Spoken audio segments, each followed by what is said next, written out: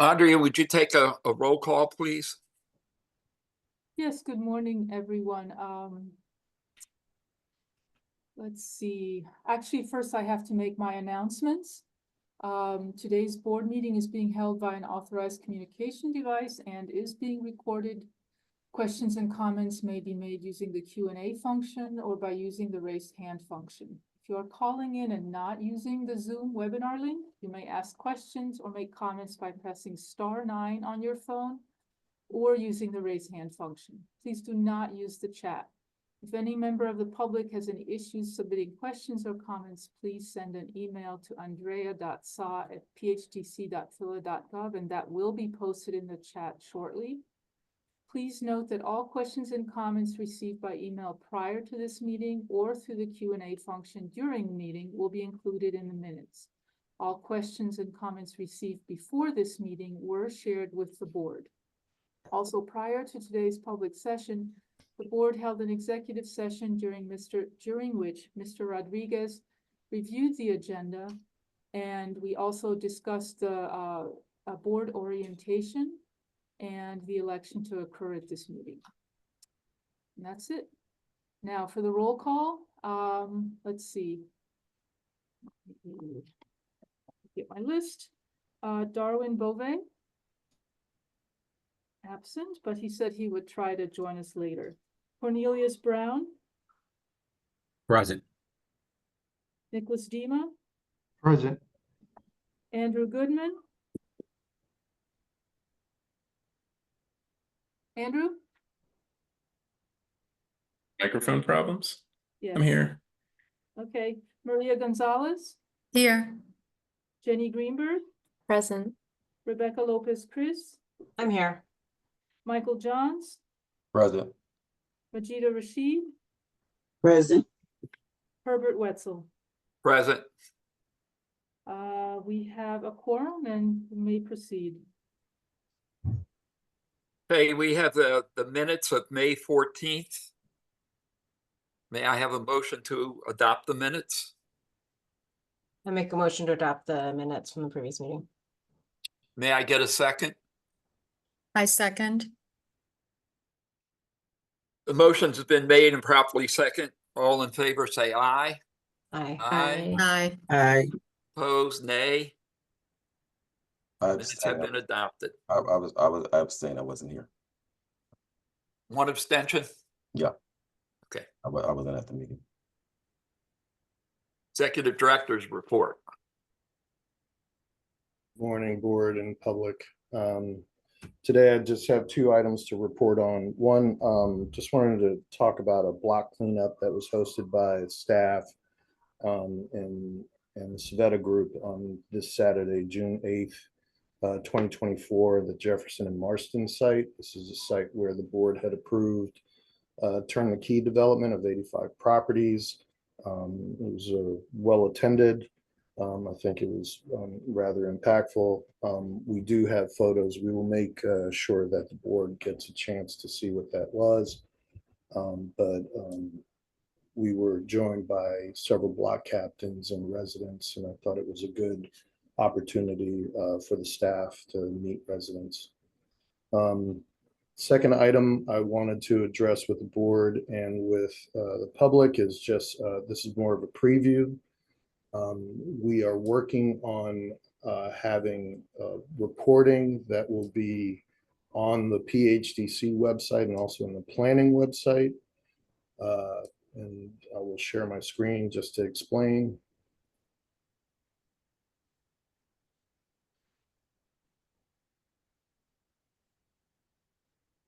So just so the board can be aware in the public, this basically identifies where we're at in the first line. It's properties that have gone to settlement and have been conveyed.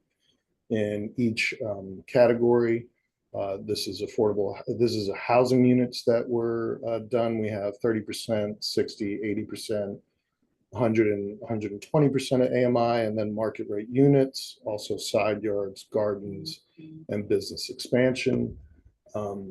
So we have already received some feedback. We will be updating this this spreadsheet But we plan to have this existing on both websites so that the public will be able to see where we're at with each category in terms of dispositions. The second line is basically properties that have already either received board approval and council approval, but has not gone to settlement because of they're moving through entitlements, or there are certain types of negotiations that are happening with the approved developer. In the bottom, you'll see a historical view, and this is a closeout from June of each year, from 23 to 2017, with a total. Again, this is an aggregate report. We will be working towards getting this posted on the website so that it is live and that people will be able to check in and just see where the progress is. We will be also putting something up regarding acquisitions as well when sheriff sales begin and the land bank starts operating with the sheriff sales. One other thing for the board to note is that the ordinance that was passed amending the land bank section of the code, 16700, was amended. It provides additional notice to the public or owners, and allows them to request, as the board may or may not know, the land bank has what is considered a priority bid. How that operates is where this, if the land bank identifies a property and it goes to sheriff sale after being duly noticed by the servicers, the land bank puts its bid in, and then there are no counter bids that are entertained. Because of the Supreme Court Justice Hennepin versus Tyler, the land bank, along with city solicitor and the administration, submitted legislation to add notification where a prospective property owner can select to have that property removed from the land bank's identification as a priority bid and go to the regular sheriff sale, which would allow for counter bids. The core issue with Hennepin versus Tyler is the issue of the value of the properties, because if a municipal lien is assigned and the value of the asset is higher than that, the property owner is due the balance. With a priority bid, that is not possible.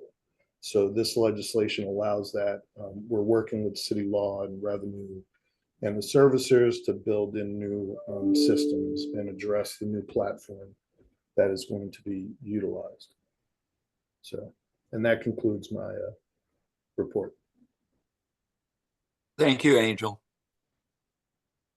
Andrea, will you? Sorry, Mr. Chair, can I ask one follow-up question on that? Yes, you may.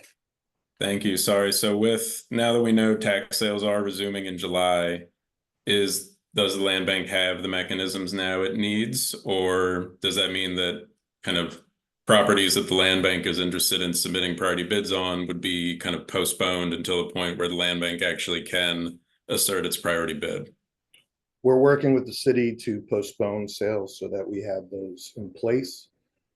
There's still an issue of how the land bank will operate with the new online platform. So that has to be worked out. Plus, when these properties are being brought to sheriff sale.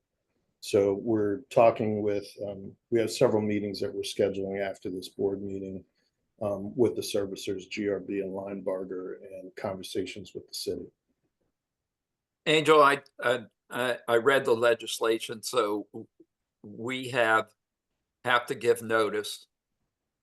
I forgot how many days 10 prior days. to the sheriff sale? 10 days in writing to the land bank, in which case, but again, it also goes right up to the sheriff's sale. It's typical practice where a property owner will reach out to a servicer and ask that the property be pulled back. The unique thing about the land bank's priority bid is that once we identify a property for acquisition, the property owner is not able to go into a payment plan. They have to pay the full municipal lien or all liens to actually remove it from sheriff's sale. So they have 10 days in writing to reach out to the land bank. In which case we identify that that would go to a regular sheriff's sale. It doesn't remove it from sheriff's sale. I got you. Are there any other questions from the board? Hearing none. Andrea, do you want to do the administrative matter, please? Sorry, are you, there we go. Couldn't find my screen. Or Um, for or the Angel? For elections, I can do it. you got it. Oh, I thought you were going to Angel, sorry. I know, I have it. Don't worry about it. So the first item for the board to consider today is an administrative matter. It's the election of board officers and the 11th member. We've submitted a resolution, and today we're asking the board of directors to vote on the following individuals to be elected to the position that I will outline, appearing opposite their name in the board package, and to hold office for 1 year or until their successors are elected and qualified. First, we have Herb Wetzel as board chair.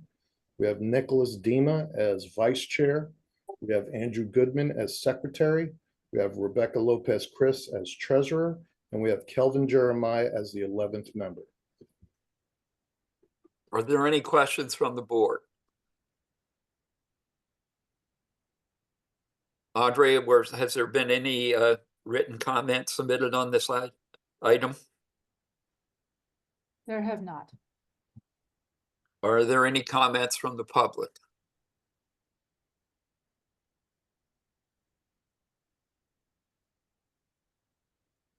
We have one here raised hand from Jihad Ali. Good morning, members of the board. My name is Jihad Ali. Can you hear me? My question was this matter in the minutes that was published before this board? The director's report, was that included in the published minutes, the chart, and was the item that you were going to select officers, was that dispersed to the public prior to today's meeting? So I'll take your second item first. The chart was just presented to the board. As I stated in my narrative, this will be it will be made live online, in which case the public will be able to see that. Last month, we had the board approve a resolution for the election of officers. In May, we had a resolution approve an election happening today in June for officers. Andrea, I see your hand raised. Yes, the board package included the resolution showing the list of board members. It's on page 53 of the board package. Andrea, was Calvin Jeremiah's name on that as the 11th board member? Yes, it was. Okay, thank you. Thank you, Mr. Ali. There are no other hands raised. Can I get a motion to adopt? I move to adopt. Second. A motion's been made and properly second. All in favor, say aye. Aye. Aye. Aye. Opposed, nay. Property dispositions. Mr. Rodriguez. Certainly. First, let me just officially welcome Kelvin Jeremiah to the board as the 11th member. Thank you. Very good. Pleasure You to have be your here. hand up? Andre, you have your hand up? Yes, I just wanted to read the policy regarding public comment. Please do. That was not covered earlier, so. Please do. Thank you. So the public comment policy during our board meetings is once the board chair requests for public comment on an agenda item, please use either the raise hand function at the bottom of your screen, or you can also submit questions using the Q&A function or *9 on your phone. All submissions and because this is being recorded and because we are required by the Sunshine Act to also summarize public comments, they will be included in the minutes of the meeting. Individuals will be allowed 2 minutes for public comment per person per agenda item. And the chair reserves the right to limit comments when more than a certain number of people have the same comments on the same matter. Staff will assist with timing and muting microphones as needed. That's our IT staff. Rules of conduct are that comments must be related to the specific agenda item in question. Any new matters or old matters can be brought up at the end of the, after all the agenda items have been voted on. Also, we ask that there be no personal attacks or hate speech against anyone, including applicants, staff members, board members, or other members of the public. The board video recording will be made available publicly within a few days of the meeting. And you may also follow up to staff at the land bank with any questions. Thank you so much. Thank you, Andrea. Trey, I'm going to ask that you lower your hand. Thank you. With that, I'll go into property dispositions. Item number 5A, development. This is an unsolicited affordable housing application that was submitted. Today, we are asking the board to authorize the properties below for disposition to Savetta Property Group LLC to develop 70 single-family homeownership units in the 8th Councilmanic District. The units will be 2 stories, each approximately 1,050 square feet, containing 3 bedrooms and 2 baths. They will be sold to households with incomes at or below 80% of AMI, with a maximum sales price of $250,000. Homes will be eligible for the Neighborhood Preservation Initiative's Turn the Key program. An irrevocable power of attorney will be placed on the properties along with a declaration of restricted covenants. The restrictive covenant for home buyers will be in effect for a period of 15 years after the initial home buyer purchase. All purchasers of the affordable homes will be required to be income certified. The application was unsolicited and evaluated pursuant to the disposition policy. An EOP plan will apply to this project. The EOP goals are 20% MBE and 20% WBE. The properties included in this are 423 to 27, 429 to 39, including 429 to 39 rear East Ashmead Street, 226, 260, 278, 292, and 313, also known as 313 to 15 East Springhurst Street, 49 East Earlham Street, 4635 Germantown Avenue, 30 Good Street, 5608, 5618, 5619, 5642, 5669 High School Street, 4946 Kaiser Street, 316, 318 to 334, and 346 Mechanic Street, 5514, 5515, 5642 Morton Street, 6672, 6674 Musgrave Street,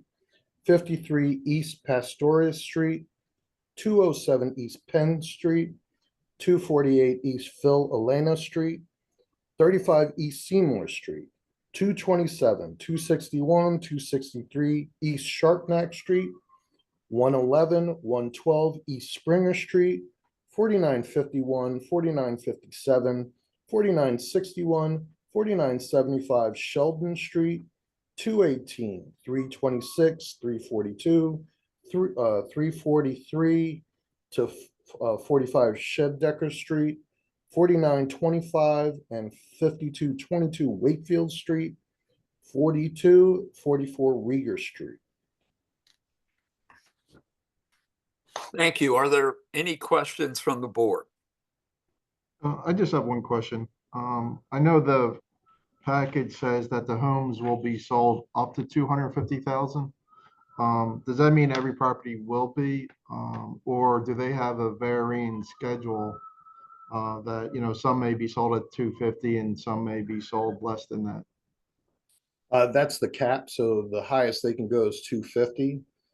It would depend. They would have the latitude to lower it depending on the home buyer. Okay. But they don't provide you a schedule today that says, you No. know, this property is at 250, this is 240.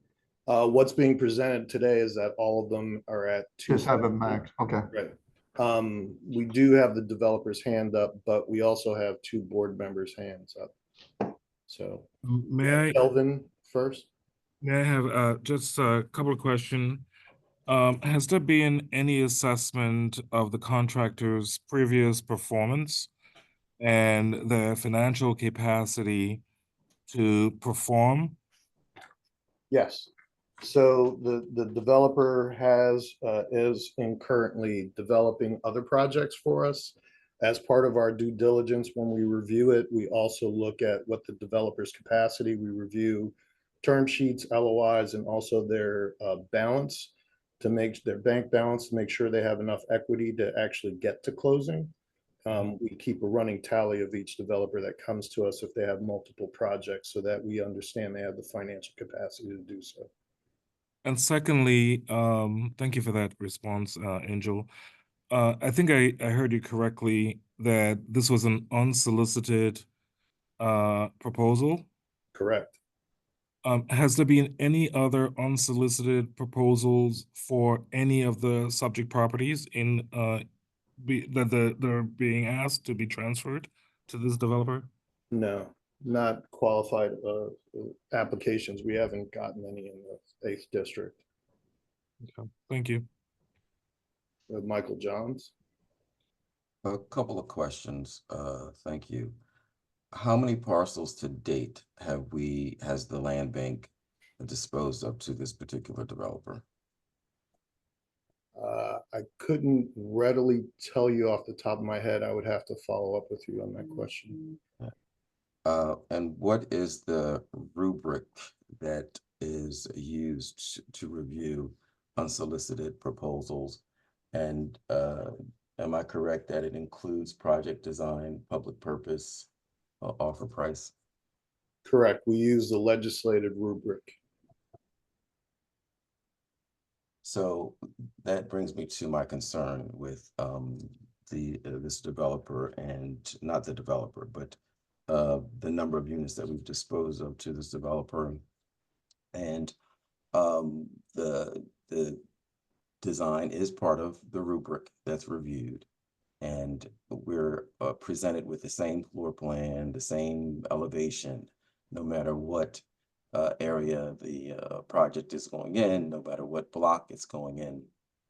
And I would think that we should, since this developer in particular has received so many parcels from the land bank over the past several years, I would think that we want to make sure that what they provide in terms of quality of contextual work is at its highest level, and not the same box at every location, because I think that does the community a disfavor just in terms of redevelopment. We may be providing new housing and affordable housing, but really doesn't make the neighborhood better in some situations.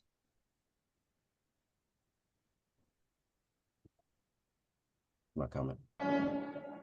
You have Maria Gonzalez here in raised. Hi, Angel. Just a question for a point of clarification. The maximum sales price is 250,000. Does that include the turnkey support, or does the turnkey support lower the sales price even further? The turnkey support lowers the sales price. So what you have is 250 is a cap sales price. At this level, we do a prorated soft second mortgage. I believe the amount that they would get after that, I believe, is 65,000. They automatically qualify for Philly First Home, so that takes it back up to 70,000. So then what you have is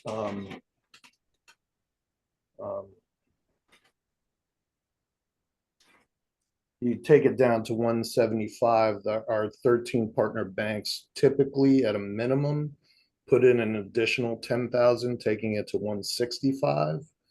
And then they also provide certain closing costs. I will tell you that at the one end, we have like a bank, like a large commercial bank like Bank of America that typically will afford turnkey home buyers, 17,500 for assistance to get to closing, whereas you have other banks, typically giving 10,000. There are others that actually provide, how they underwrite is different, where they don't look at credit ratings. So what I can tell you is that we're hitting 56% of AMI. The average home buyer that's coming through the turnkey program is making about, on average, $45,000 a year. The mortgage payment, including taxes and interest, is around $1,353 a month, which is cheaper than rent in typical areas, definitely for a 3-bedroom, 2-bath. Also, the average interest rate is around 6.7% on the mortgage, which if you took that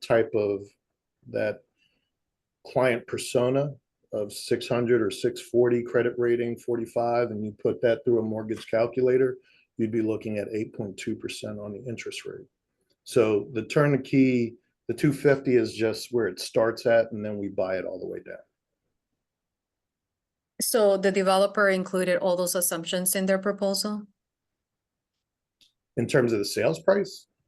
In terms of, partnering with the banks and applying all those additional subsidies into making the units more affordable?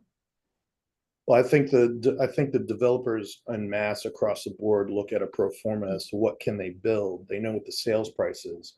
So at closing, the sales price is $250 and it gets bought down. So can they build it at, with a sales price of $250, knowing that the home buyer is getting the subsidy, not the developer? No, I know. Okay, thank you. So these come in around, what'd you say, around 160, 165 Correct. with all the subsidies? Correct. Okay. We have Jenny Greenberg with her hand raised. Thanks. So this is a lot of properties. Some are contiguous, some are scattered site single lots.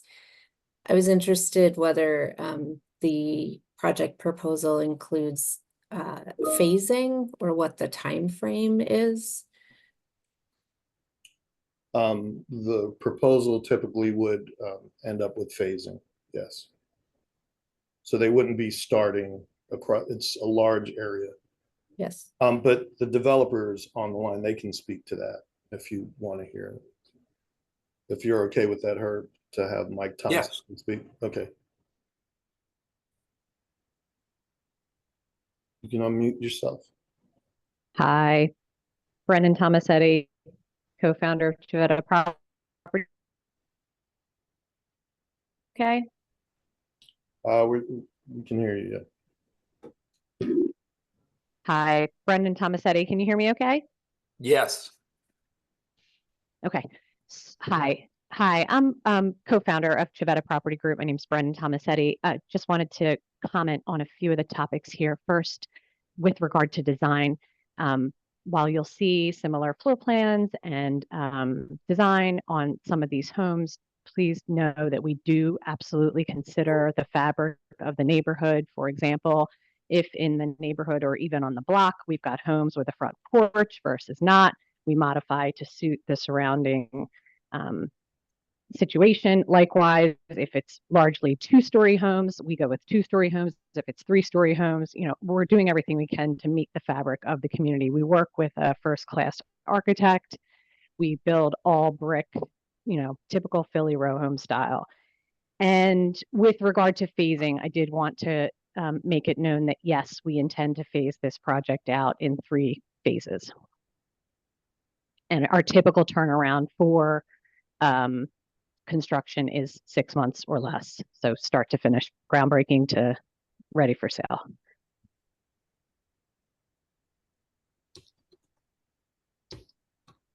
Are there any more questions from the board?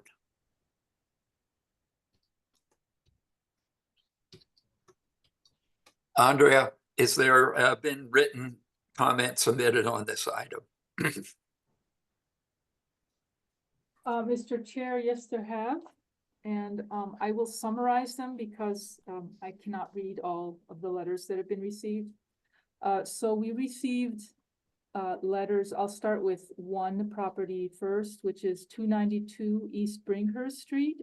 And Lakeisha Richardson sent an email saying that her family has maintained it for 32 years, mowing the lawn and making sure it stays clean. It's next to her home, and she had hoped to acquire it as a side yard. Then we received probably a dozen letters from Jen Hombach, Abby Way, Amanda Gigante, Faye Hoke, Ferdinand Maloney, Greg Bannett, Karen Miller-Rauch, Mason Carter, Miranda Chiswick, and Sug Daniels. And they all raised the same or similar points regarding 4 points. There are 4 concerns. One, and these were the lots on 314 to 334 Mechanic Street. Number 1, they're concerned about flooding downhill. As mentioned in a recent Grid magazine article, there's apparently major flooding problems in that area of Germantown. And they don't want to be any construction on their street to contribute to that flooding for their downhill neighbors. Supposedly there's also some water table issues on this block that have caused water damage to basements in the past. 50,000 is higher than the value of current homes on the block, as claimed by the letter writers. And 4 neighbors have started a community garden on these lots and would like to maintain it as a community resource. All of these letters will be attached to the minutes and have been provided to the board prior to the meeting. Thank you.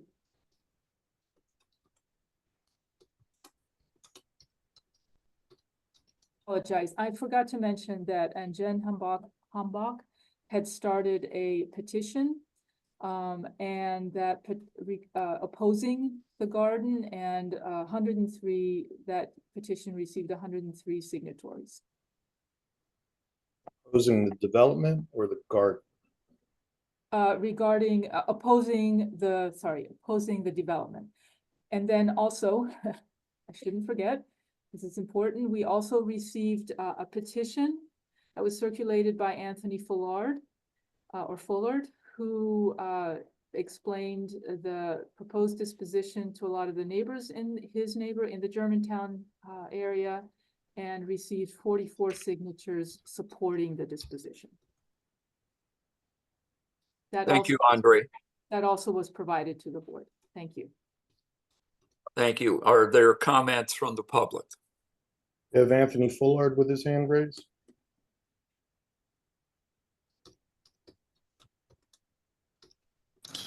Yes, good morning, board members. How's everyone doing? My name is Anthony Fullard.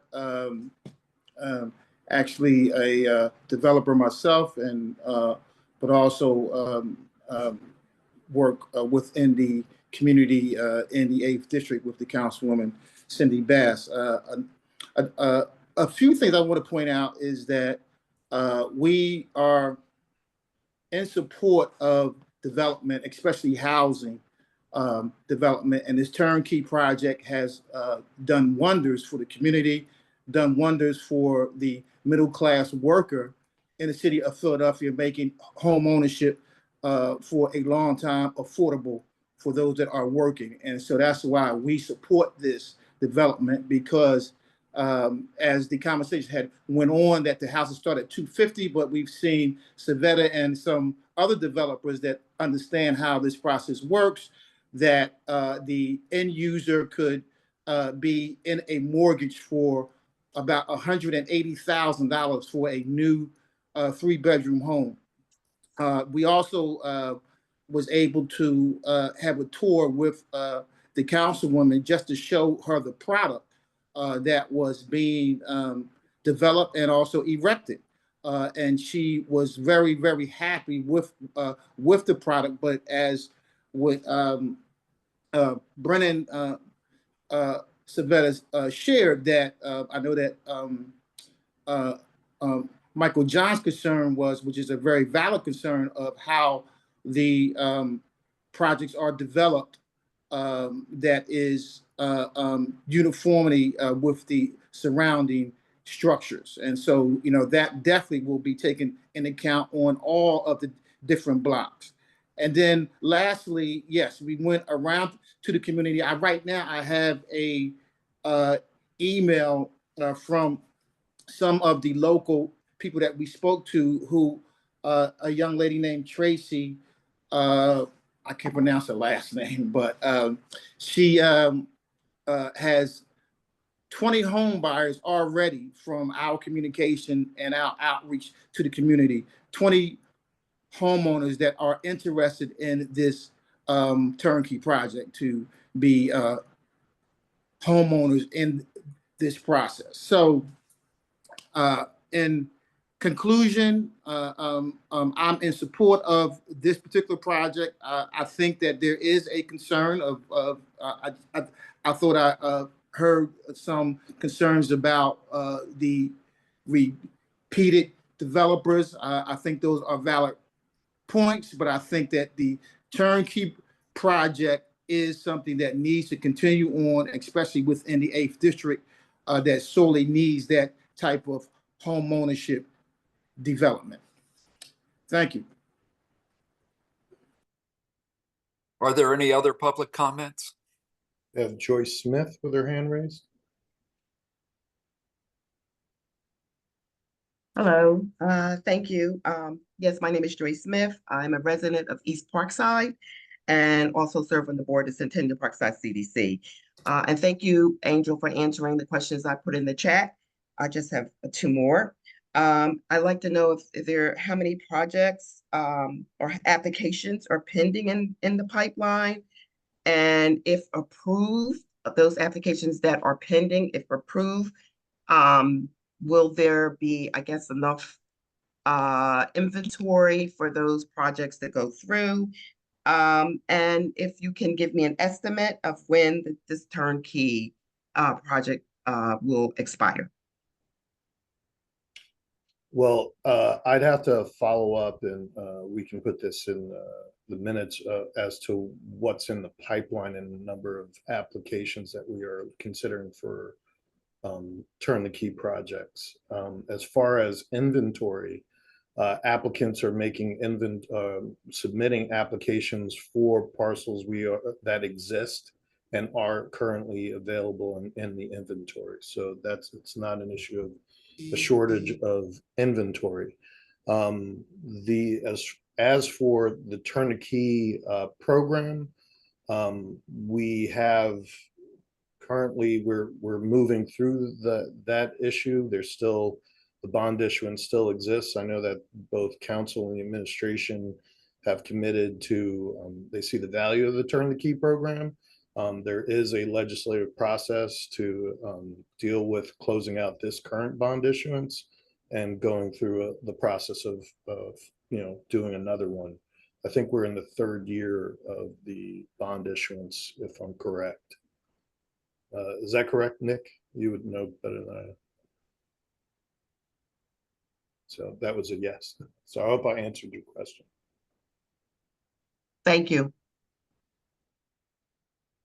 We have Jihad Ali. Hello, can you hear me? Yes. Thank you, members of the board. I wanted to pick up on Michael John's comment, but first, before I begin, Mr. Jeremiah, I wanted to say I think you were an excellent choice to be the 11th pick. I think you really round this board out. I have complete faith in all of you. I think you're all distinguished people. I think you all come here to do the people's work. One thing I did wonder was, do y'all take an oath? Is there an oath that y'all take? Because I have never seen y'all do that in public.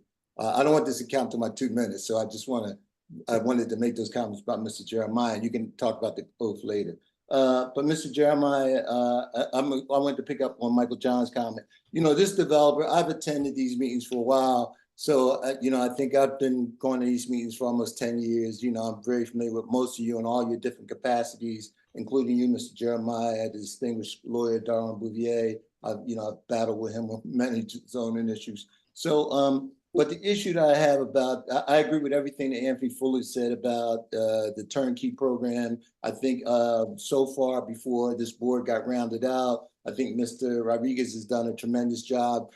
This has really been a force of one. Mr. Rodriguez, over the course of these years, he's had a lot of things to deal with besides the developers and contractors, and my demand that there be equal access for disadvantaged contractors as well as, the general public. So Mr. Rodriguez, you've always been, tried to do your best. So everything that I want to say is about this program. This developer, Civetta, I think that he's had a golden ride down here. I think that there's been more times than that we've heard this name come up. And these are nice people. And Miss Brenda, I know she's on the line. Miss Brenda Setavetti, she's a nice woman. She's really been kind. Michael Tomasetti, he's been kind. He's a nice guy. But really the issue is deeper than that. Because I think where Mr. Jeremiah pointed out, we need to talk about capacity. When we get to these meetings, Angel, you said some things that we consider, adequate, but I wouldn't be comfortable as a person that's really invested in this field until members of this board had documents in their hand and they could look over this stuff. They could look at his capacity. They could look at his timeline, his phasing. One thing that I know, because I'm in the construction field, is I know that he was issued over 214 permits this year. I know since 2019. I know that 96 have been completed. I know that 101 have been issued, and I know 17 are ready for issue. So, and I know that the last time that this board, that project that I'm following in West Philly, the board gave him some projects in 4/12 of 2022. You gave him 32 lots off of Girard Avenue, Pastor Jones project. That's under construction now. It was 2 years out. Ms. Tomasetti said that it takes her about, 6 months, almost 180 days to get completed. So I think timeline is very important. And I think that this board, I don't know how you could award this 70 projects to this developer with not having looked with you board members looking at capacity, phasing, lines of credit, working capital and all that, as well as his MBE, WBE participation. Now it's cute to say that he's at 50% or 20%, 25% MBE and 20% WBE, but I have yet to see a document. And those board members that have been here, Mr. Goodman has been here, Michael Johns has been here for a while, and Rebecca, I have consistently asked about this document. And last month, Ms. Maria, she pointed out that y'all were supposed to start requesting to see those documents. But I don't know if it's the same contractor, although let me just back up. I do know he has used the same contractor on multiple projects. His electrician's the same electrician. His plumber's the same plumber. His site guy's the same site guy. 1 or 2 different HVAC guys.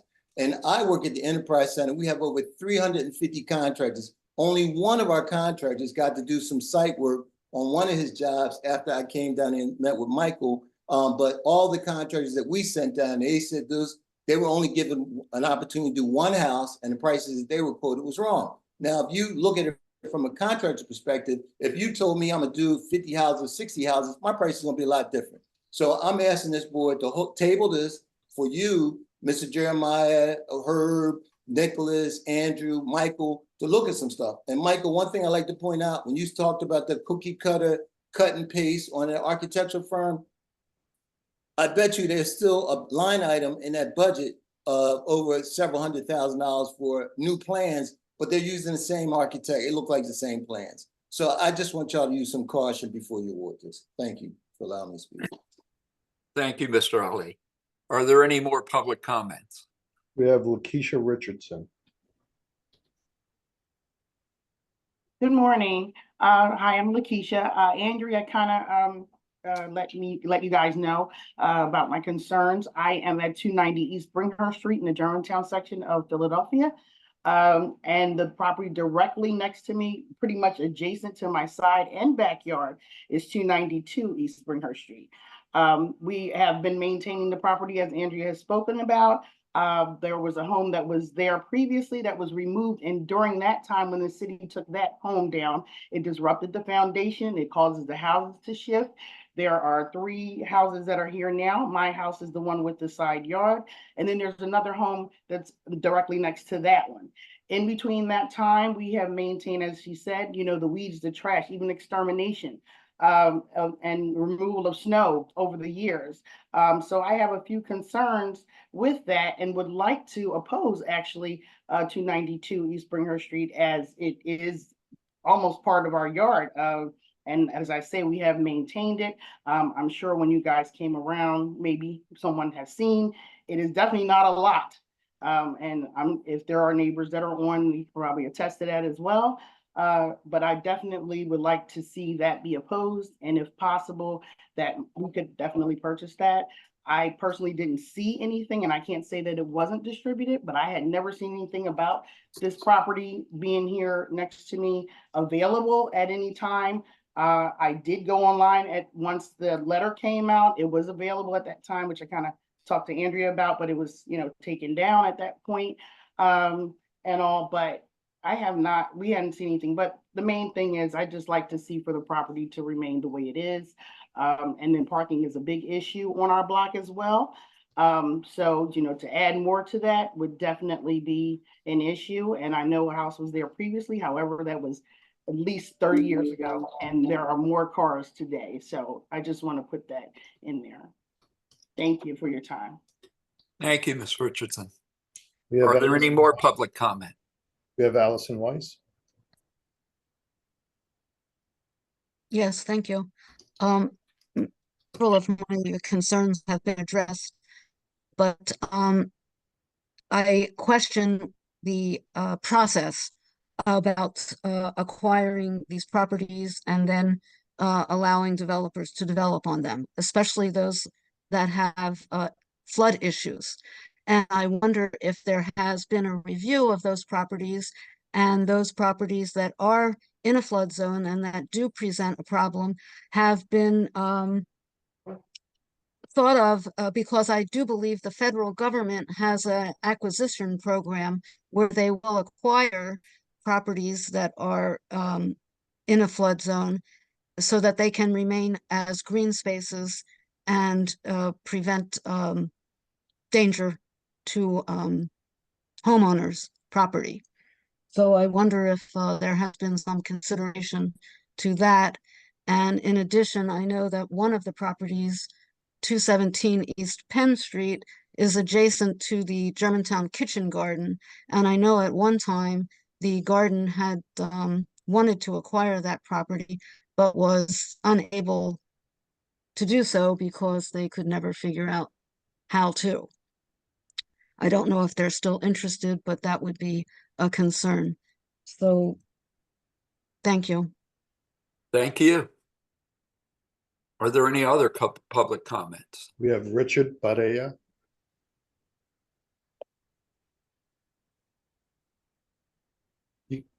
Hi there, can you hear me? Yes. Yes.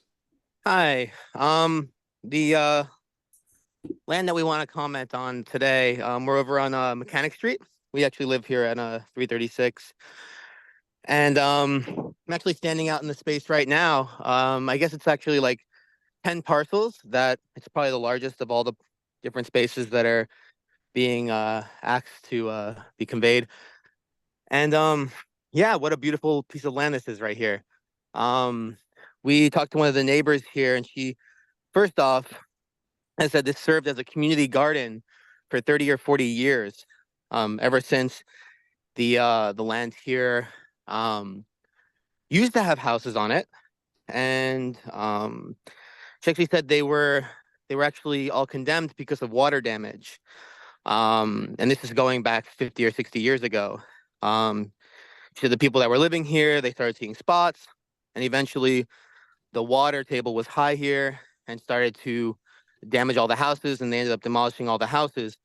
And then they built a community garden once that happened, because the water here is so so flourishing. So with that being said, you know, my question is has this land been surveyed? Has this been checked out for that, especially being that the fact that all of these issues with Germantown have been around water damage and around flooding, and then adding more sewage into this space as well, now creating more of that And again, there's a lot of trees here as I look around. So, you know, these trees are picking up water, they're absorbing it, and, you know, also creating stability under the ground so that, you know, this land doesn't wash away, you know, stopping erosion. So, you know, these are all things that, you know, taking into consideration, as well as the community impact, wanting to create more community gardens in this space. I know there's a lot of, I know people don't want to use the word gentrification that's happening in this area, but we want to be mindful that when we're taking spaces away from community spaces for gathering and for, you know, there's so many people here we've seen on the block who are coming here. They use this space for, the kids are playing, there's people barbecuing, there's people connecting and using this space as a really space to connect. And, you know, that keeps drugs down, that keeps violence down in the neighborhood, that keeps people actually feeling connected to the land, to the nature here. So, you know, again, we want to be mindful that this isn't just a money game, and that we're thinking about our children and our grandchildren and our great-grandchildren, and they're not living in just a concrete jungle, that they have a beautiful place to play, and children have places to play and connect, and they're not just sitting on their computers or on their phones, and they actually have somewhere to go that's local, right next to their house. So yeah, that's my position on it, and I just want to offer that, and thank you for listening. Thank you. We have DD Wright, Risher.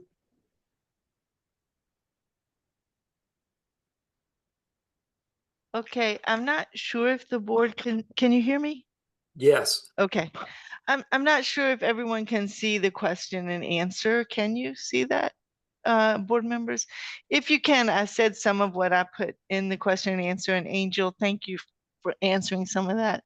I was just pointing out as a neighbor in this area where a lot of the properties are located, which I live in the 4700 block of Pulaski, which is, you know, mainly that the median income for this program would be it would basically, with a median income at 114,400, then families that were at 91,000 could buy these houses, but our average median income around our neighborhood is really 41K. And then Angel helpfully said, well, the turnkey program average is 45,000 a year. So that's kind of hitting it. My question was, are all these properties then possibly going to go for that? Or what percentage would you think would go for that? Because otherwise you have people who are really at a higher level of income coming in to buy, you know, potentially nicer homes that neighborhood residents would want. So that was a question that I asked, and maybe you didn't get a chance yet to in the chat. And then I was informed by Angel that the turnkey program no longer gives preference to municipal employees, which I think it either initially did or somehow was on its website. But my final, I mean, I'm in favor of getting more affordable housing. I'm hoping that the board will consider plot by plot because of some of the things that people have raised about specific plots. I didn't do that work, but I'm hoping this proposal doesn't depend on a mass transfer of all plots or no plots. And if someone can answer that question also, that's my comments. So that was a lot of questions. I'll try to answer them one by one. This is a proposal for affordable housing, all the properties, so that it would be considered 100% affordable. All the properties are eligible for turn the key mortgages. Yes, we look for qualified home buyers. Initially, there was a preference when we first started the program last year to enroll city employees because they have a residency requirement. But right now what we're looking at is, you know, qualifications for home buyers that are in the pipeline. So if you have people who are interested, I would suggest that they go to our website and start the application process. And as far these comments in the Q&A will be a matter of the minutes and part of the public record. So that will exist. As for the question about approval en masse or whether they can be a partial approval, that is at the, behest of the board. The board has the latitude to amend the resolution that is presented before them. As long as the amendment is approved, the board can basically determine what they're disposing and what they are not, and also place conditions on the disposition as well. That would require a motion from a board member and they have to be seconded, and would follow those procedures for approval. I hope I answered all your questions. Any other public comment? We have Jennifer Hornback, sorry. Hi there, Humbach. Thank you for taking my call. I have been organizing since I learned about this a few days ago.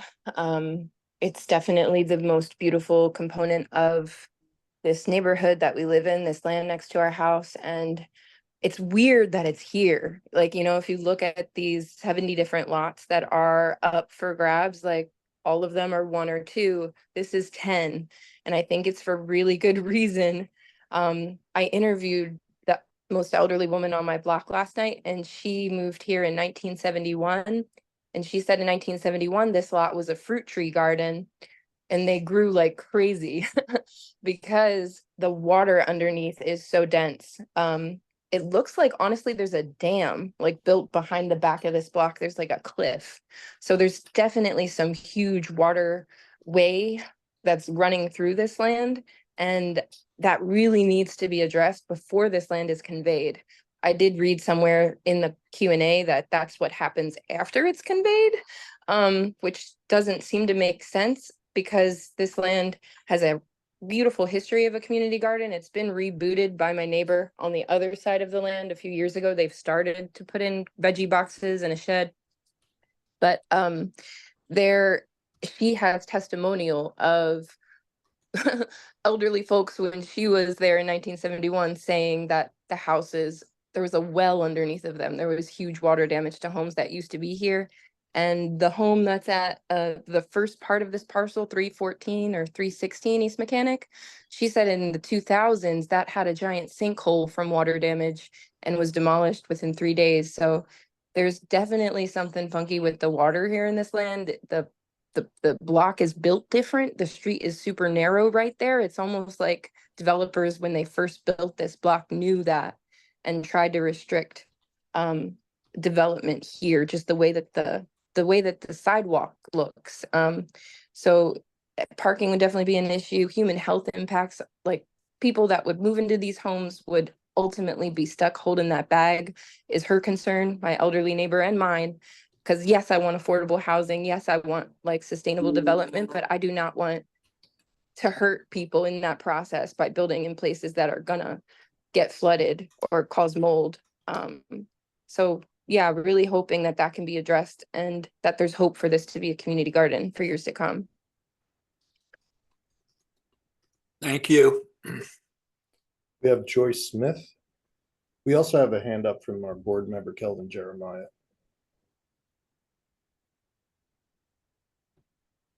I'm sorry, I forgot to put my hand down. Thank you. Thank you. I think Kelvin. Yes, Angel. One thing, Kelvin, you have to put your camera back on, sorry. I'm sorry. There you go. Yeah, thank you. Mr. Chairman, Angel, I just have another quick follow-up question. Has the land bank conducted any review of how the properties are currently being used? That is to say, whether or not they're being used as community gardens or side yards? And then secondly, has there been any review with regard to any environmental concerns that could have been raised? And I ask those questions, frankly, in light of the comments that we've heard. Thank you. So we do inspect the sites. I will tell you that there is no approved permission for access to the property that's in question here. That property is currently titled and owned by the PRA. So there is no approved or legal access to that site. We did do a review of the property to see if there were any existing easements or if there was a condemnation. Based on that, we've had this situation prior to this where the DOR keeps records up to a certain point that are readily available online. After that, you would have to request a information. So on the review, none of these items that's being mentioned here about a condemnation or what the purpose of it was readily available. I guess my question is, so thank you. I understand that it may not be a formal easement or a formal somebody formally requesting to use the property either as a side yard or as a community garden. But that hasn't stopped folks across the city from doing exactly that. I'm asking in a practical way, whether or not there's been an inspection of the property, notwithstanding the formal process that you alluded to, that indicates what the current use is. As I stated, we do have inspectors that go out and take photographs of the properties. We then cross-reference that whether there's an approved use of the property. Given the inventory that we have a lot of people accessing the sites without permission. Did the inspection, the actual inspection by your inspectors show that any of the properties were being used as side yards or community garden? I think though the addresses aren't labeled, there are in the board package, in the site photos, they weren't cross-checked by address, but there are multiple sites that are fenced or that seem to have kind of garden sheds or things. And, you know, judging by public comment, I assume Mechanic Street is at least one of those, though the photos aren't labeled. Right. Yeah, but that's what I'm asking. I'm asking whether or not we have ascertained whether it's formal or informal, any community gardens or side yards. I understand the legal process. PHA has similar issues. So I completely get it. That's why I'm asking the question. And I'm stating that we do review to see if there's any applications or anybody has submitted trying to acquire the property. Other than that, you know, then they're occupying the property without permission.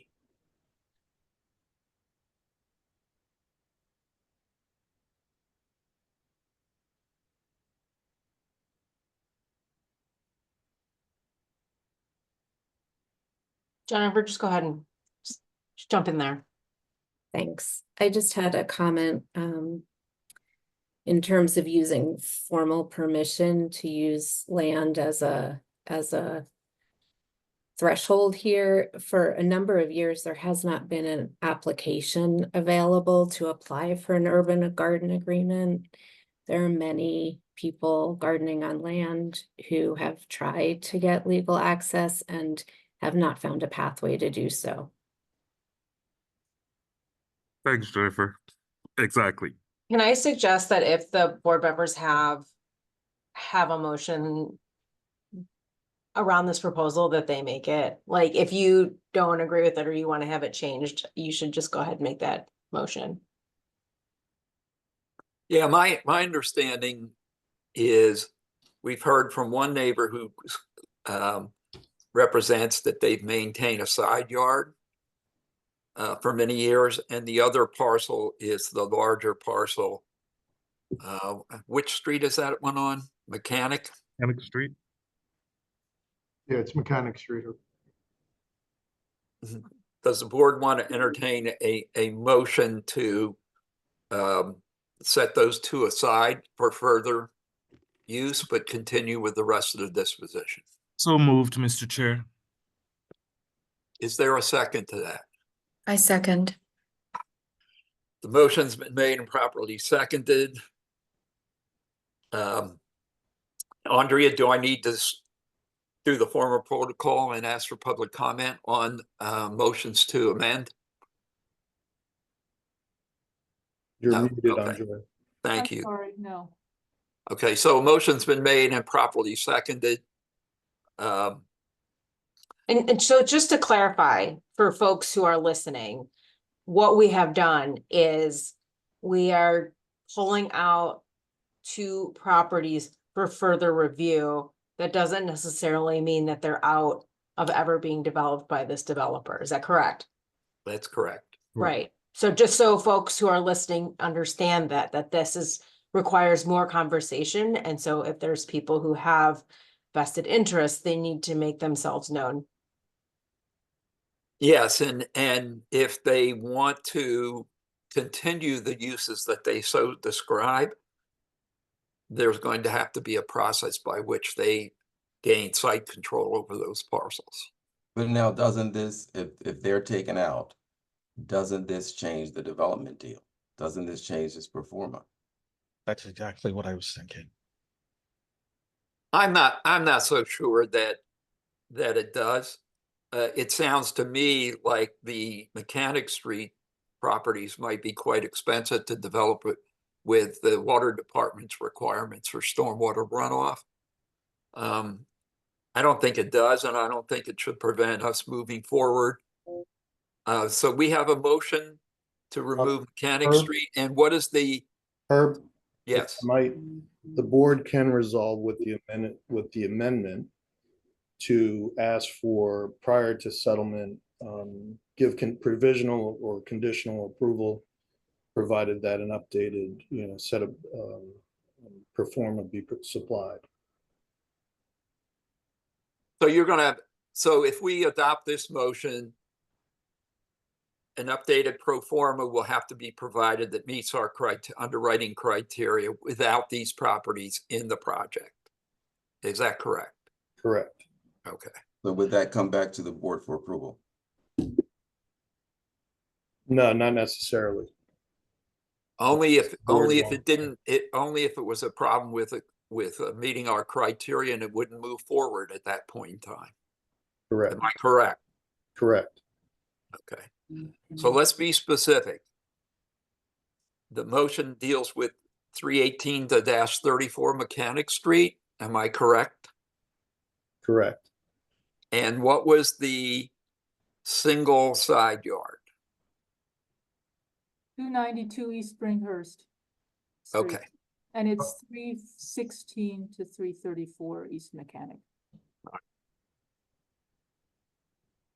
Motion's been made, properly seconded. All in favor, say aye. Also, it just Aye. clarification though, it does include 346 as well, right? Mechanic? I think you stopped at 34. Right. I apologize. It's 316, 318 to 34, and 336. And 346, correct, right? Just to make sure we have the record straight.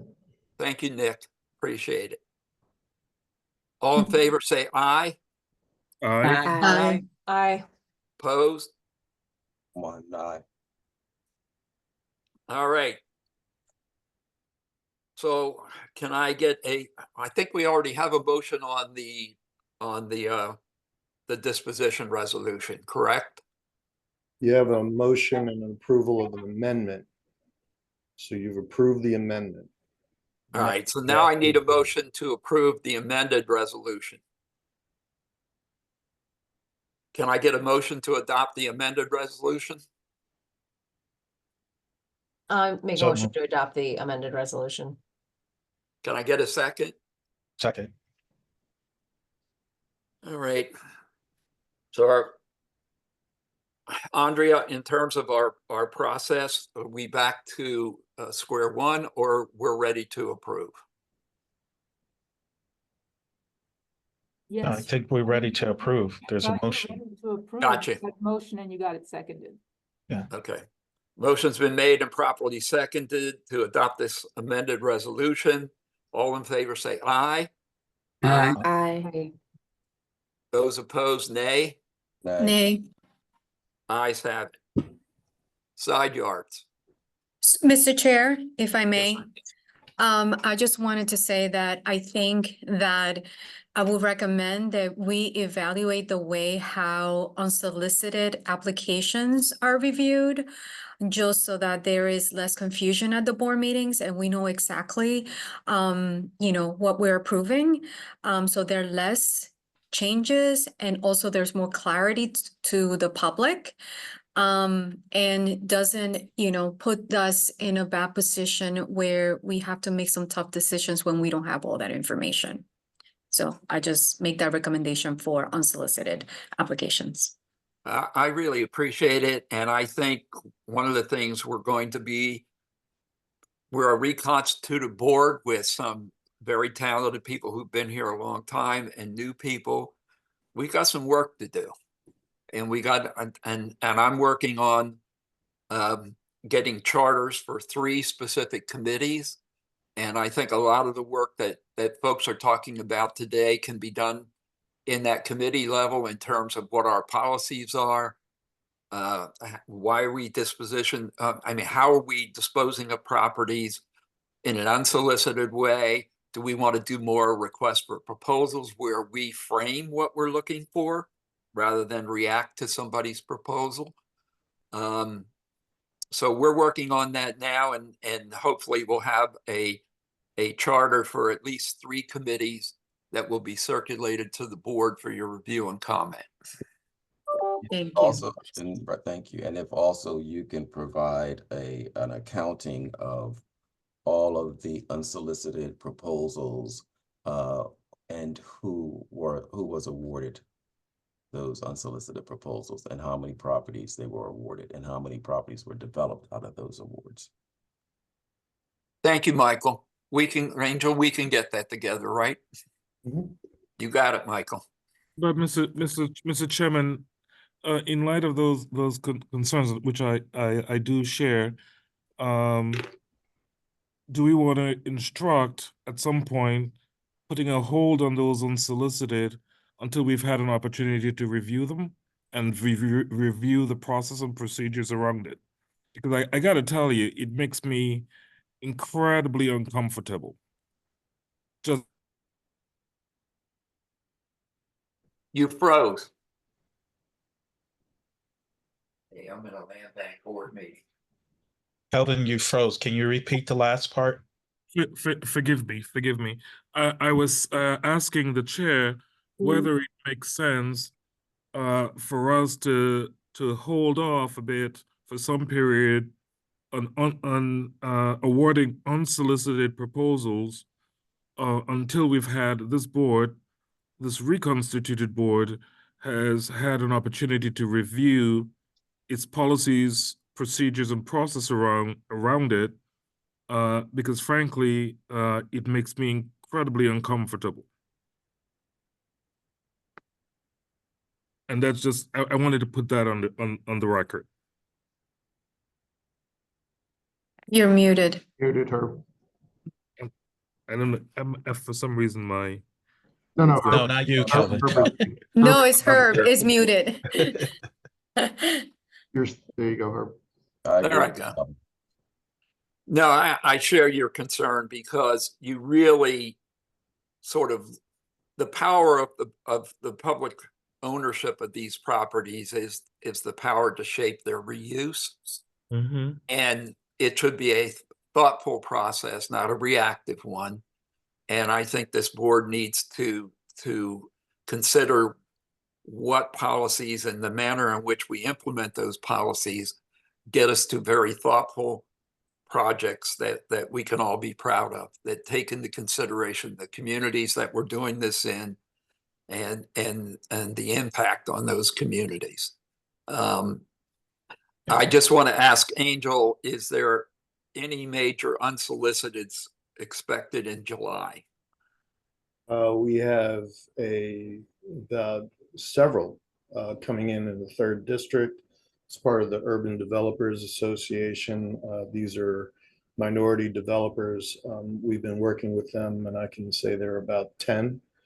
They average about 10 properties. We've been working closely with the council office and the UDA group to get them through the process. And our goal and hope was to present them in July. So Kelvin, I was aware that there's been an effort to work with minority developers to get them engaged. These are no more than what, 10 parcels each? Some, the average is 10, yes. Yeah. What's the total? What was that? What was the total? I'd have to get you that. I don't have that readily available right here. I can get that for you. I mean, I think that 149 parcels. the regular board process can work its way. Mr. Jeremiah, if you are concerned, we don't have to vote on it, right? Like we can vote, you can make a motion to table the resolution if you feel like you'd like to get more information about it. So it's not like, I don't think we need to put in a formal hold on moving forward with proposals. I think that we can take them as we go. Yeah, we tabled a resolution last month on an unsolicited proposal. I think that. No, I wasn't. Go ahead, Kelvin. I'm sorry. Sorry, Marie, go ahead. Ladies first. Thank you. I think that, it makes us feel uncomfortable. And I know this is something that we have expressed, or at least some of us have expressed in the past. And I think one of the things is that we want to, renew the public's trust in the Land Bank Board and not come to every meeting, not making decisions because we just don't have all the information and we feel pressured because we don't have that, negative perception from the public that we were not functioning. So that is my concern. And Herb, I think to your point is, and I think maybe this is a common thread, maybe we don't feel like we're making informed decisions on information that we're receiving. And that's why I think we're getting a lot of questions. So maybe, in the interim, if there's a way that we can get more information to the board before it actually gets there. In the interim, I know you're trying to create committees to address this, but maybe even if there's a way that board members could get more information about the proposed developments, that might be helpful as we kind of figure out how to fly the plane while we're flying the plane. Yeah, that sort of makes sense to me. Angel, I think that if these resolutions, and I know you guys have been working with this group for a long time to get them involved in being able to become developers. If you could put a package together that shows us what their intentions are, what their plans are,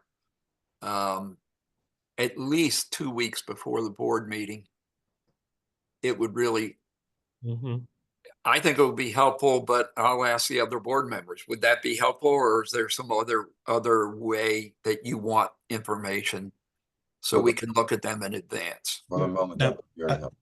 I think that will be helpful because also, I understand it's our job to ensure that the property is going to the right project or the right developer, and we should do that with all deliberate speed, so to speak. But I do feel a little bit remiss rescheduling these agenda items constantly because for whatever reason, we don't have information.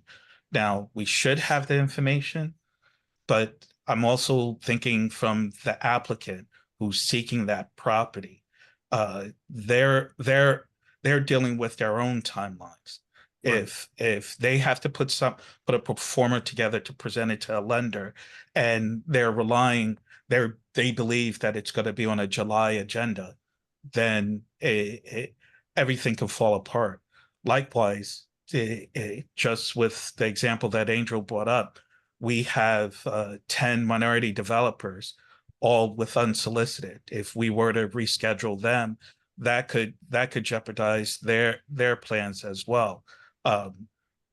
We should, something like that, we should rely on on the work of the council person and of the staff, and I guess we can question the staff on that, and I think doing it 2 weeks prior might make sense as opposed to doing it at the time for the vote. Herb, I entirely agree with Darwin. I think I'm looking for a middle ground Yes. between where we are right now. I got a package asking me to make decisions late last night. I had a ton of questions on it. I see that my colleagues have had a lot of questions. There are consequences to delay. We're in this business, so I completely understand.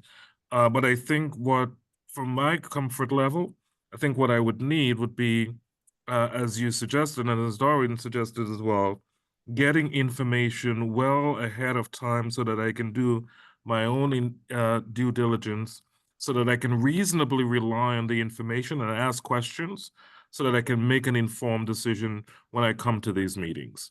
I don't want contractors to be delayed. I don't want their performer to be impacted. I get the consequences of all of that. I think what I'm hearing from my colleagues is, can we get information? Can we ask questions well ahead of time of staff so that we can make informed decisions when we ask to vote on items? I think if there is something said to be up for the public process. So I think there should be further discussion about how we incorporate those questions and comments into the public record. Mm-hmm. But I do think that the operative two words are, as a board member, you want to make an informed decision. And we need a process that informs us so we can make that kind of decision. And I'm going to ask staff to put together what they believe is the type of information that they believe they can present to the board at least 2 weeks in advance of a board meeting. We'll circulate that to all the board members and see, is this the information that you need or require to understand the project? And we'll make modifications, but we'll start doing that in the interim until we can get deeper into the weeds of how we want to run the land bank. Is that a fair representation? Yep. Yes. And just to Rebecca's point, I would always take my example from city council. City council meets twice that day. They caucus. Everybody is there to watch them caucus. No one is allowed to participate. And then they have their stated meeting. So if it means that if the board so chooses to have, we review the materials and then we have a point where we can question the staff, then that could be done. And then the following day, we can come back for our board meeting. Right. And Herb, that goes exactly to the point that I think you made earlier, which is constituting these committees so that they have a jurisdiction over certain matters. I would rely on my colleagues' recommendation if I'm not on a committee and they make such a recommendation moving forward, and I think that would be permissible. We do it here at PHA before any matter is brought to the board. Andrea? Yes, I would just like to point out that we're subject to the Sunshine Act, and therefore we cannot have any kind of meetings with more than 5 board members present. Correct. Where we have deliberations or any kind, and we also cannot have committees making recommendations because of that issue, because the meeting at which the committee comes to that recommendation should then also therefore be open to the public, is also subject to the Sunshine Act. So we can still have a public process in order to ask questions, I believe. Right. Well, providing that it's less than a quorum of the board. Right. Yeah. Yeah, I would say that we can't make a decision. We can Right. ask questions. Yes. We're asking questions now. So on a practical matter, Forget the Right. Sunshine Act. I'm just saying, let's take our questions, ask it another day. No, you're correct, Doreen. So can I get some clarity just so as we move through this agenda item? So the disposition to Civetta Properties was approved as an amended approval with the Yes. removal of those properties. So that is passed. Was there a resolution to your suggestion that Kelvin is making on the floor, and was that adopted by the board? No, No, no, it wasn't a resolution. no. It was Well, a we're query- basically, it was a what we're query to the basically, chair. I think what we're basically saying is a number of things. One is when you're out looking at the land, if there's, even though it's illegal or unauthorized or whatever you want to do, if it looks like it's a garden that's being maintained or a side yard, it should be so noted. That doesn't matter whether they're legally there or not. Now, if it looks like a rundown, something that nobody's taken care of for years, that's different. And then in terms of the project itself, the kind of information that you think would help the board make an informed decision. So if you put that together and we circulate it to the board member should give feedback is, yes, this information will help me make an informed decision, or I need this, or I need that to make an informed decision. So can I just we should clarify? That's what we're saying. Can I ask this question is to you, Kelvin, because it didn't seem that that was the point you were trying to get at. I felt like what I was interpreting in your line of questioning was there should have been an action item.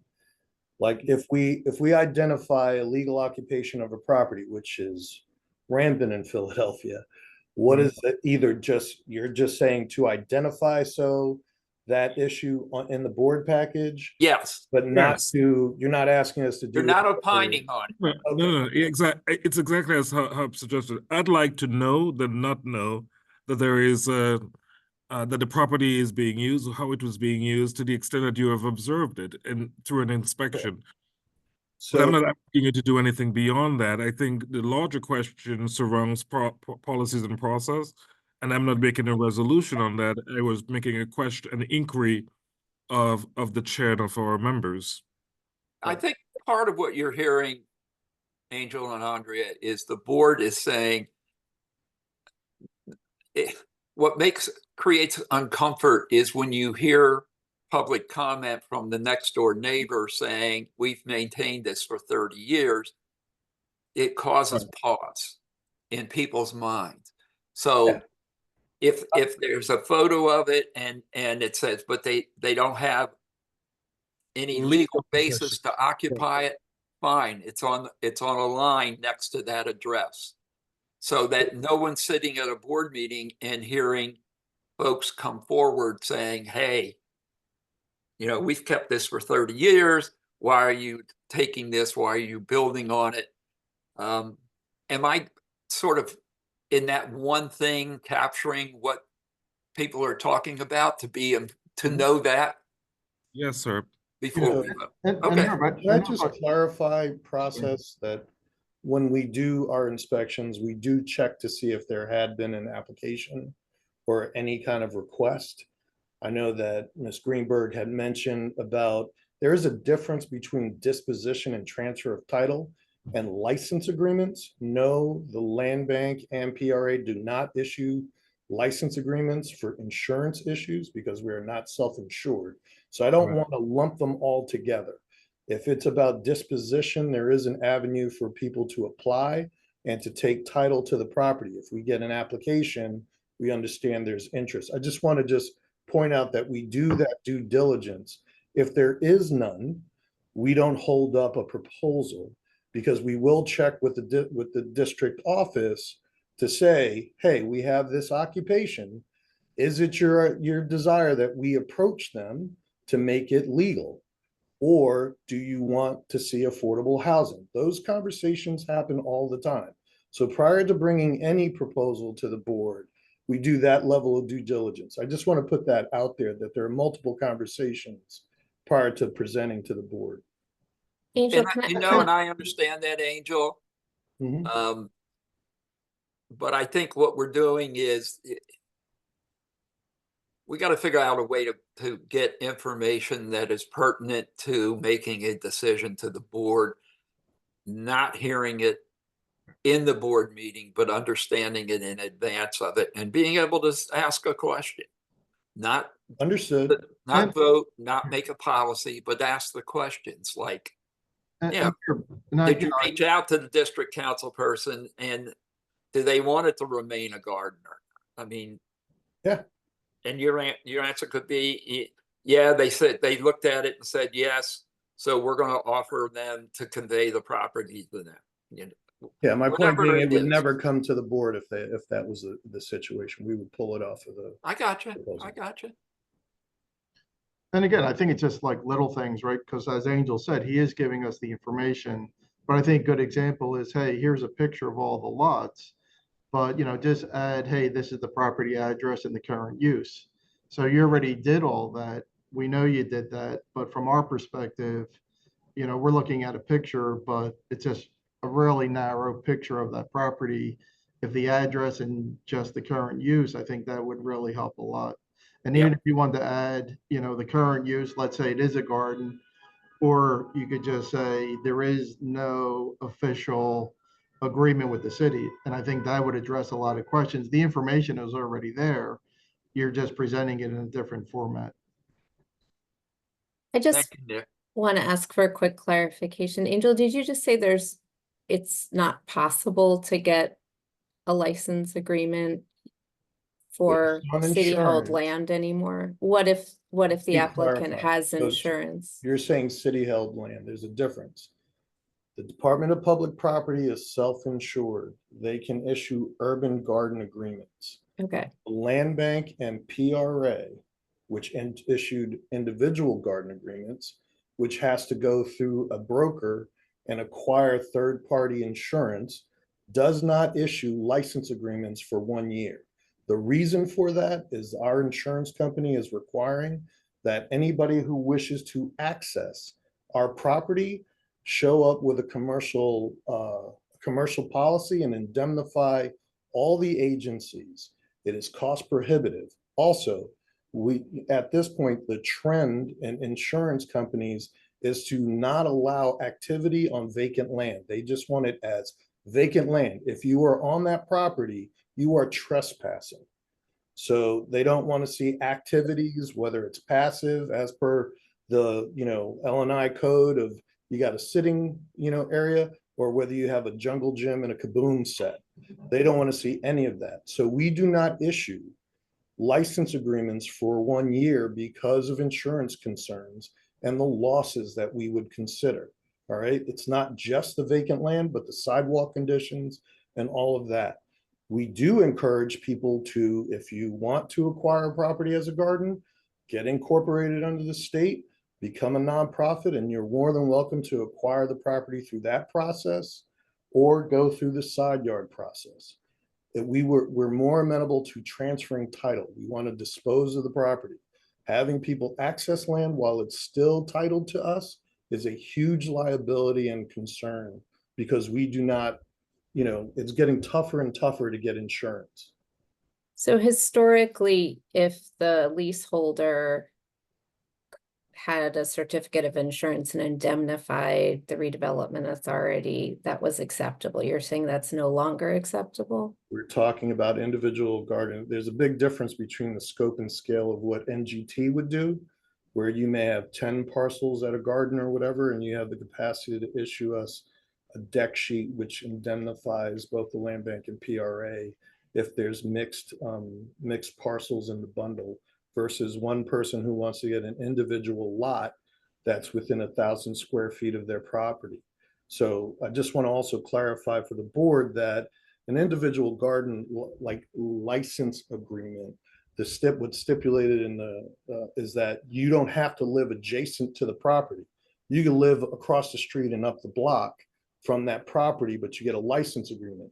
You don't have eyes on it. There are no in inclement weather, you have to shovel, you have to clear the pathways. There is a lot of things that go into it while it is titled to the agencies. So let me move this along a little bit and thank you, all the board members. You're raising really good issues that we need to walk through, not in a board meeting, but in our committees and get a full understanding of this.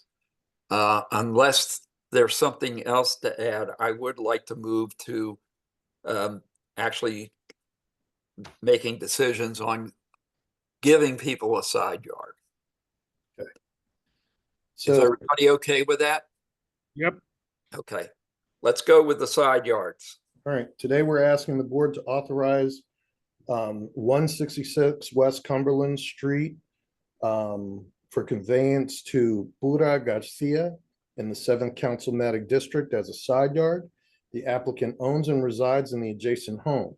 An irrevocable power of attorney will be placed on the property, and the property will be subject to a 30-year mortgage and permanently restricted use, deed restriction for use as a side yard. That property has been appraised for at a value of $15,000. Can I get a motion? So moved. Second? Seconded.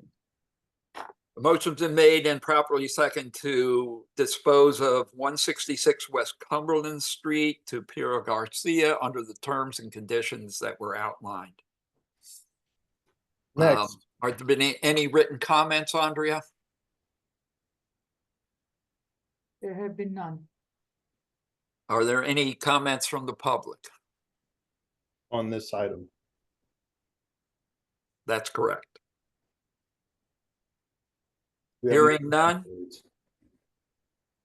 All in favor, say aye. Aye. Opposed, nay. Point of order, we need to Yes. have a motion in a second.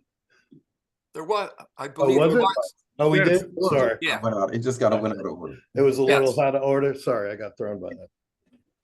Okay, Next, passed. All right. side so yard.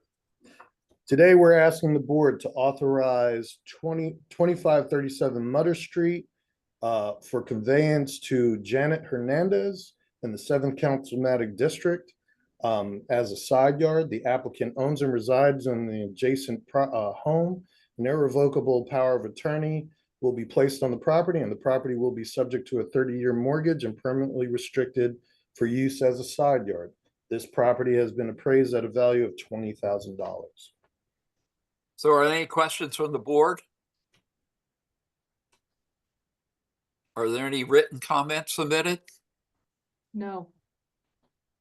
Are there any public comments on this resolution? Hearing none, can I get a motion to adopt? I move to adopt. Second, Second. motion's been made and properly seconded. All in favor of the disposition of 2537 Mutter Street under the terms and conditions outlined, say aye. Aye. Aye. Opposed? Nay? Ayes have it. 1532 West Loudon. Today, we're asking the board to authorize 1532 West Loudon Street for conveyance as a side yard to Pablo A. Cortez in the 8th Councilmatic District. The applicant owns and resides in the adjacent home. An irrevocable power of attorney will be placed on the property, and the property will be subject to a 30-year mortgage and permanently restricted for use as a side yard. This property was appraised at $20,000. Are there any questions from the board? Hearing none. Andrea, are there any written comments submitted? No. Are there any comments from the public? Hearing none. Can I get a motion to adopt the resolution to convey 1532 West Loudon Street under the terms and conditions outlined? So moved. Get a second? Second. Thank you. All in favor of the motion, say aye. Aye. Those opposed, nay. The ayes have it. Now we're at the broader public comment. So is there any old business the board and the public would like to discuss?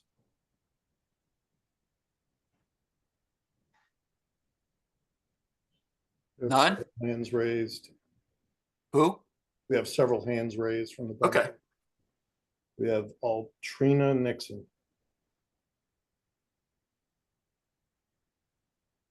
Hello, can you hear me? Yes, we can. Hi, thank you for taking my call. Question for you. So I have some lots that's adjacent to the properties in which I own. I was told that I could purchase those lots, and I think I'm using the word unsolicited correctly. They were pulled out of, I don't know, however you say it. And so when I went to go look a couple weeks ago to get them, I didn't see them in the land banks on the site anymore to purchase, but the lots are still there. So I'm trying to figure out what do I do about that, because I have it in writing that I can get those from a council person, unsolicited. I wouldn't have to compete with anybody else.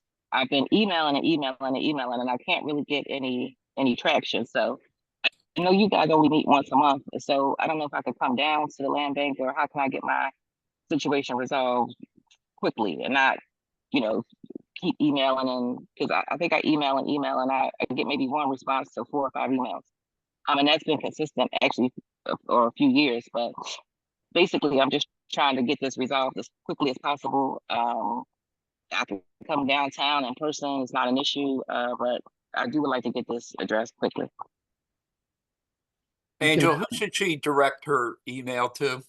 I think I'm aware of the properties. We're trying to investigate whether we have an active application. So the public needs to know with unsolicited applications, if we get a qualified application, the property would become unavailable, meaning that they've given us a complete application that meets threshold and qualitative review, in which case then that property would be going to a community meeting. So I'm waiting to hear back from our project manager, but you'll hear something today. Thank you. Okay, thank you. Nixon. Thank you.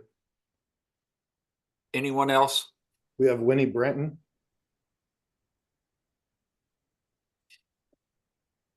Hi, thank you for taking my question. I am speaking to urge you to consider returning to in-person meetings of the board and have a hybrid component. I really believe that in-person meetings add to the transparency and accountability of the board members and give an opportunity to those interested in this to speak directly to board members and to staff. That's number one. And number two would be, when you form the committees, will there be an opportunity for the public to comment on whatever that committee structure looks like? I guess it would be through a bylaws change or some other documentation. I'd be curious to see how you proceed with that. Thank you.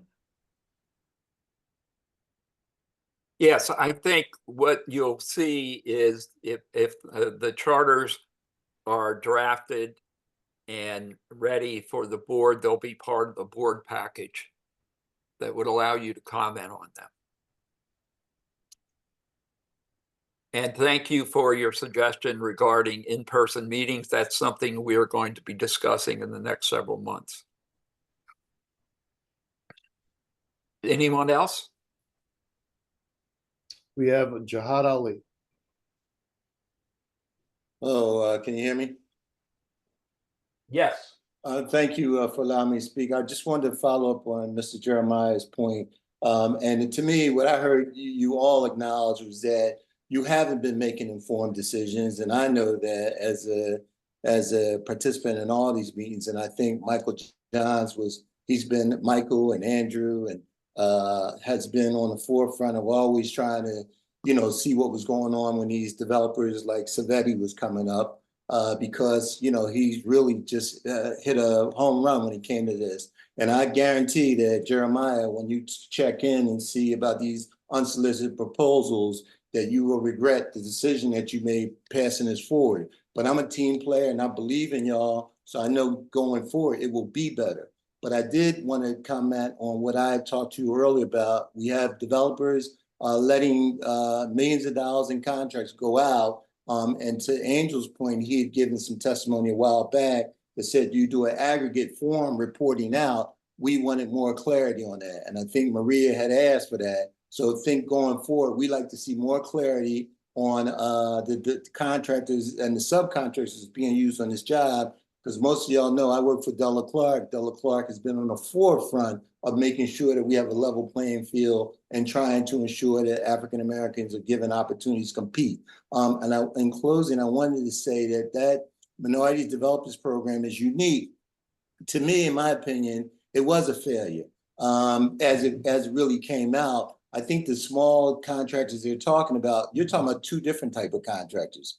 Because we're talking about these large contractors like Savetti that's getting 70, 100, 200, 600 properties. That's one group of developers. These small minority developers that Angel's talking about, they're 10, 20, at the most, there's 70 properties across 10 people. That's small. Then you have some nonprofits coming, like Parkside's coming for unsolicited proposal. That's small, 10 units. But it's really those two different types of developers. The big developers that are getting these massive amounts and the little. And just in closing, all these developers are not bad. I like to point out that it was Mo Rusty from the Riverwoods Group that reached out to do these developers you're talking about. It's really his initiative that came out to get these small 10 guys that's going to be doing some, and he did an additional 4. But these other guys, they're not helping anybody, but just going to the bottom line. So in that sense, the program's good. It's a good program. We just need more oversight of the developers. And those developers that are making the difference, like Mo Rusty, Gary Jonas from the Howe Group, you need to help them. And then in 30 seconds, Anthony Fuller is a developer. He's an African-American developer that went through that program. Those developers like Anthony, LeVar Burton, LeVar, they need additional help. So that program is not helping them. So I think maybe you should have a meeting with Anthony and LeVar, even though he's no longer affiliated with the Minority Developers Program under Rick and Angel, so you know. So I think you should have a meeting with them going forward. Thank you for allowing me to speak. Thank you, Jihad. We're getting our feet on the ground and we're walking, and we will continue to work until we start running and running fast. Appreciate your comments. Any other public comments? We have Mo Rusty.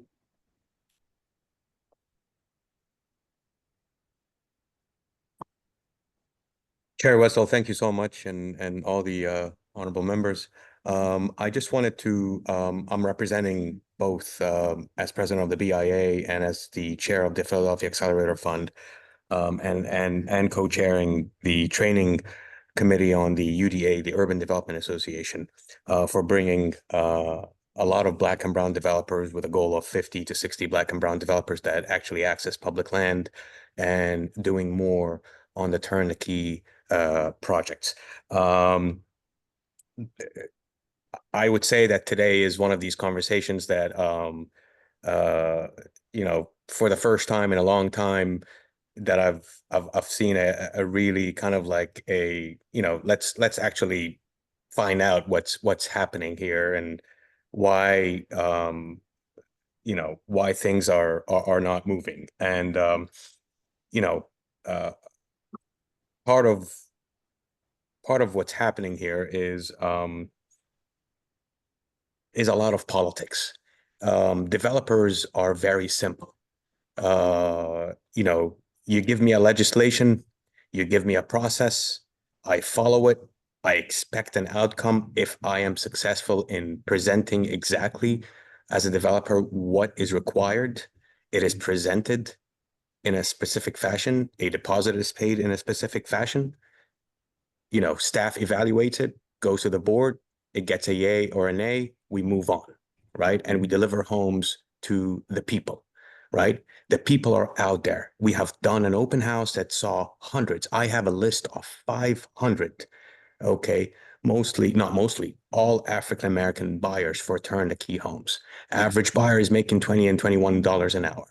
So again, this is not about the who is building them. And I want to take this out of the calculations, because whether it's the media, whether it's inside these community groups, We have been pitted against each other, nonprofits, for profits, and excuse me for taking some time here.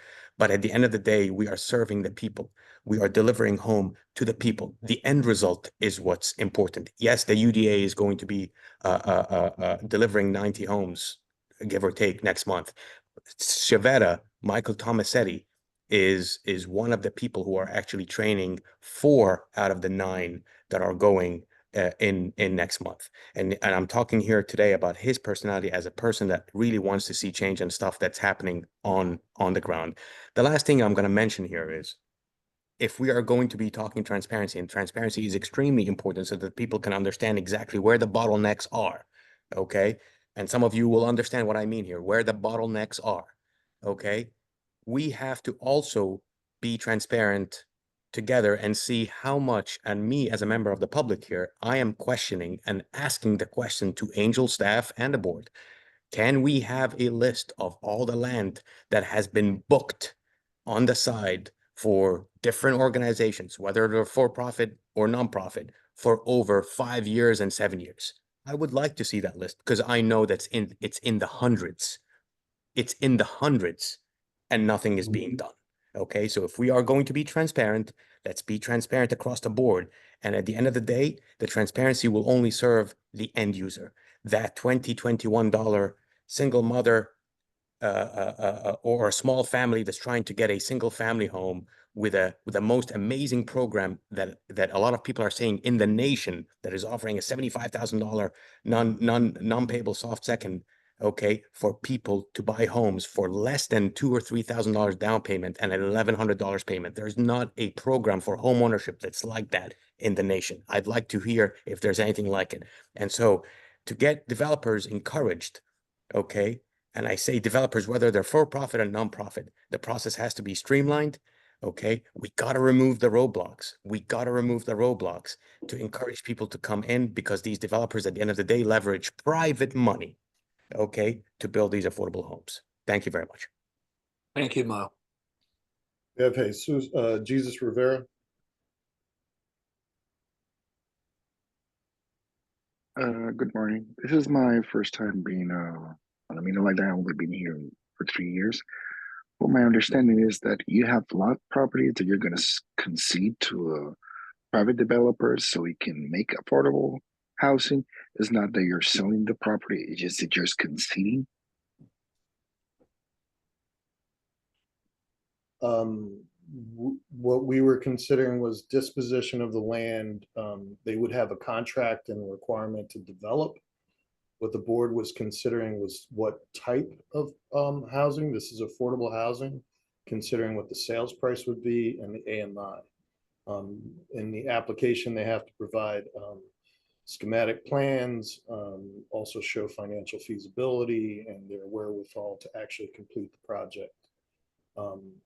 So the application is a bit more extensive, but that was what the board was considering when we talked about this development. So in order to acquire any of the properties, a private citizen could go through a certain kind of protocol to try to acquire the property. And you mentioned earlier that I thought it was only what it says on the website, either gardening, side garden, but you mentioned earlier that if you're within the 10,000 feet, you can bid on the property, or at least try to acquire it or something like that. Is that correct? There aren't any bids unless we post a request for proposal or a competitive sale. If you are trying, each one of these are we follow the disposition policy guidelines.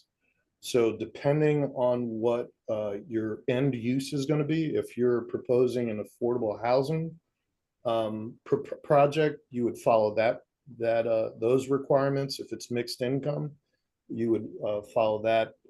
Then there are certain things called unsolicited. You could do mixed income. You can do gardens and open space.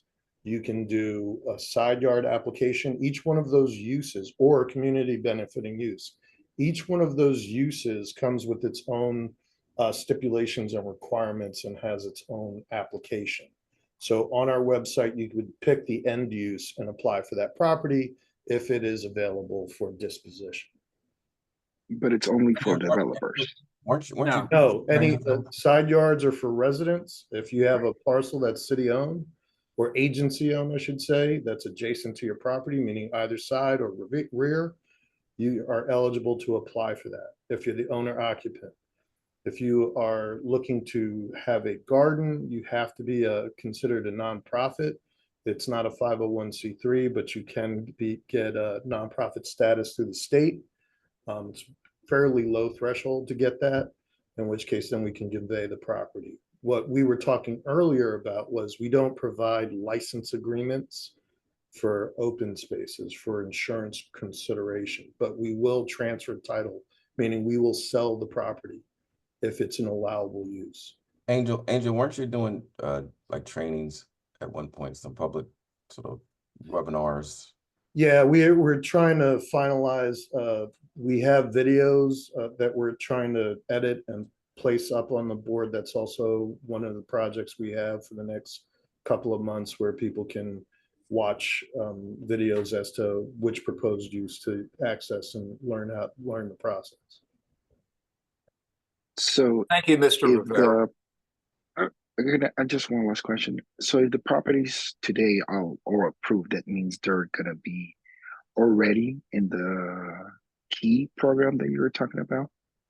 For the development that was approved today, those properties are all affordable and they will be eligible for the turnkey program.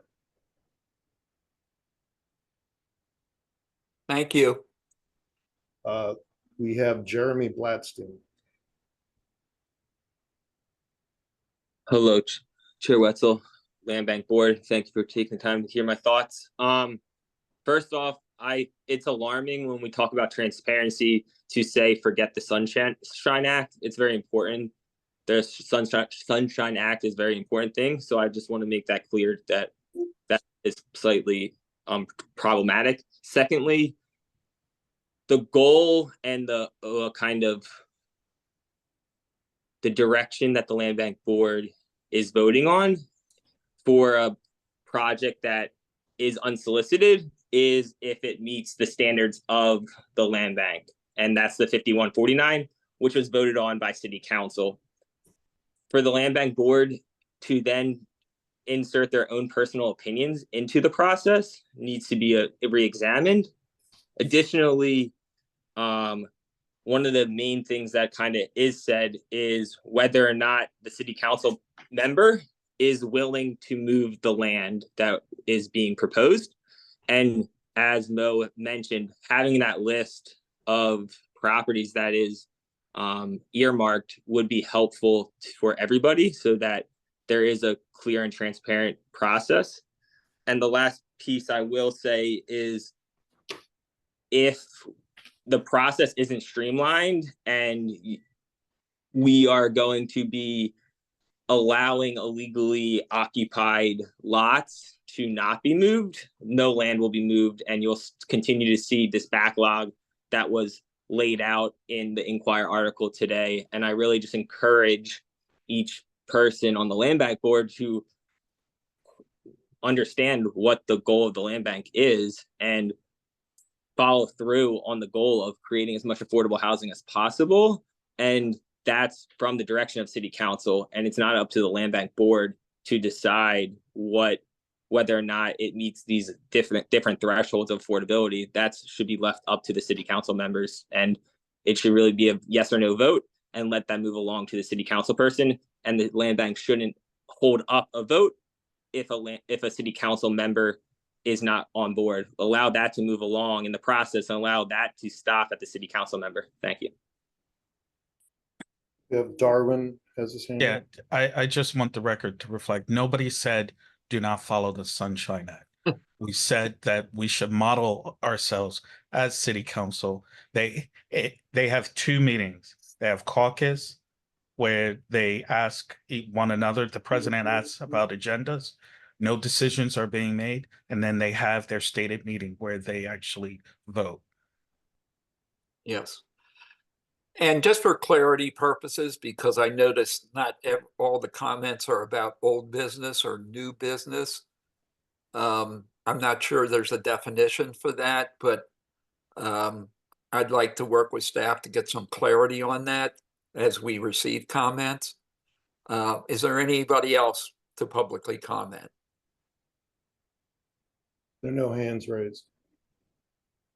None? None. None. Who wants to make a motion to adjourn? I do. So moved. So moved. Second. I'm not even sure I have to call a vote on this one. Guys, thank you for your patience. Thank you for your insights and the quality that you've added to today's meeting. I really appreciate it.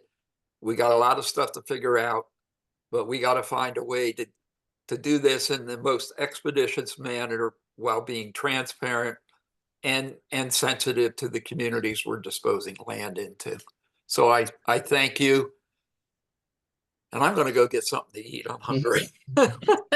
Thank you. It was a great meeting. Everybody.